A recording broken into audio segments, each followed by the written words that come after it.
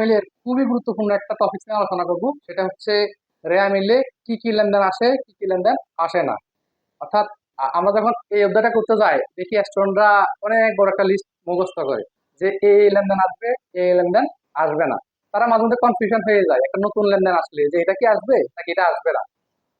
বলতেছে এটা তো লিস্টের মধ্যে নাই, তাহলে কোন কোন লেনদেন আসবে, কোন কোন লেনদেন আসবে না।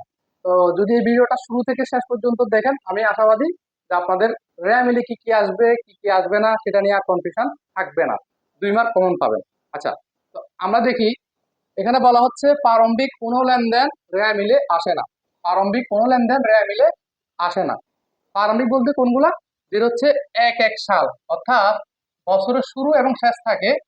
যেটা শুরু 1-1 সাল, এটা হইতে পারে 20, 21, 22। তাহলে 1-1 সাল যেগুলো থাকে, ওই সকল প্রারম্ভিক লেনদেন রেয়া মিলে আসবে না। আবার বলতেছি, প্রারম্ভিক কোনো লেনদেন রেয়া মিলে আসবে না।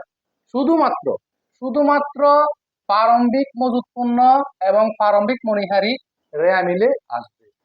তাহলে সহজ কথা কি দাঁড়ালো, প্রারম্ভিক কোনো লেনদেন রেয়া মিলে আসবে না, তবে 2টা লেনদেন ব্যতীত। কি কি লেনদেন?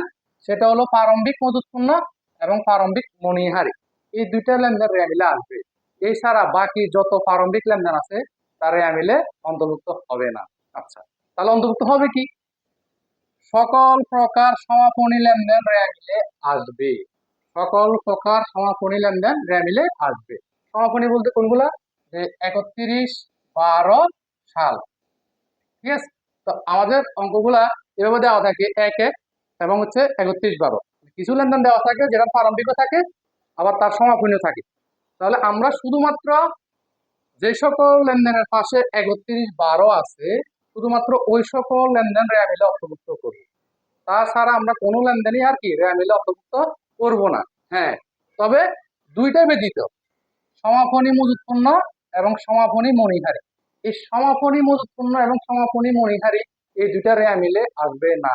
তাহলে আমি আবার বিষয়টা একটু সহজ করে বলি, যে প্রারম্ভিক কোনো লেনদেন রেয়া মিলে আসে না, তবে 2টা ব্যতীত। এই 2টা কি? প্রারম্ভিক মজুত পণ্য এবং প্রারম্ভিক মণিহারি, এই 2টা রেয়া মিলে আসে। সমাপনী সকল লেনদেন রেয়া মিলে আসে, তবে 2টা ব্যতীত। কি কি? সেটা হলো সমাপনী মজুত পণ্য, সমাপনী মণিহারি, এই 2টা রেয়া মিলে আসে না। যে 2টার প্রারম্ভিক যায় সেই 2টা সমাপনী যায় না, আর যে সকল সমাপনী যায় সেটা প্রারম্ভিক যায় না। আপনার কাছে কোনটা সহজ মনে হচ্ছে? এই লেনদেনটা না, যে প্রারম্ভিক কোনো লেনদেন আমরা দিব না, মানে যেটার পাশে 1-1 আছে সেটা আমরা কোনো লেনদেন রেয়া মিলে অন্তর্ভুক্ত করব না, তবে 2টা ব্যতীত, প্রারম্ভিক মজুত পণ্য, প্রারম্ভিক মণিহারি। তারপর হচ্ছে সমাপনী সকল লেনদেন আমরা রেয়া মিলে দিব, তবে 2টা লেনদেন দিব না। ওই যে 2টা প্রারম্ভিক দিছি, আমরা তার 2টা সমাপনী দিব না, শেষ কথা। যদি এই সহজ বিষয়টা আপনি বুঝতে পারেন, রেয়া মিলে কি কি আসবে, কি কি আসবে না, তাহলে 2 মার্ক আপনি নিশ্চিত থাকেন, 2 মার্ক কমন। ঠিক আছে।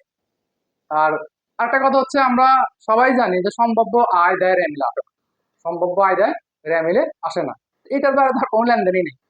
আশা করি কি কি আসবে, কি কি আসবে না, এটা সহজ করে বুঝতে পারছি।